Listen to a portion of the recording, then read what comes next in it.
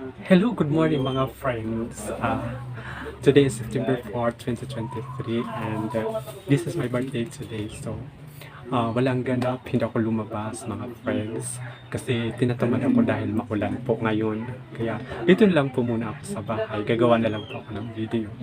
So, bago ko simulan ang video ito ay mag-shoutout muna ako doon sa aking mga star sender. So, shoutout po kay Mama Rosalinda Jose. Thank you so much po ma'am sa inyong pagsisend sa akin ng star.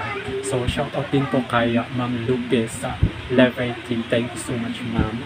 At saka kay Ma'am Maricel Cruz Carson. Thank you so much ma'am sa inyong mga star na pinadala. Ang isi-share ko po sa inyong video ngayon ay tungkol sa captivating content. Maganda to para doon sa mga nalilito pa kung ano ang kanilang content na sisimulan.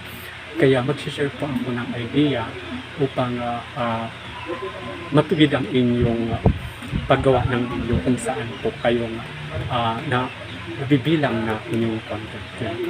Okay, so panoorin nyo lang po ito hanggang dulo mga friends para malaman nyo ang aking share na content para sa kids.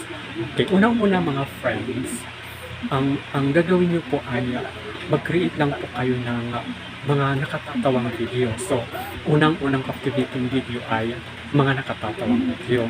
So, kasi katulad ngayon mga friends, according to the Statistics Survey of the Philippines Statistics Office, ang sabi po ay marami ang mga tao ngayon na stress mula sa kanilang bahay, mula sa kanilang trabaho, at saka mula sa kung saan pa, kaya maraming stress ngayon. So, walang ibang gagawin ng ating mga kababayan Pilipino, ang mga friends, kundi kung ibuksan ang kanilang mga smartphone.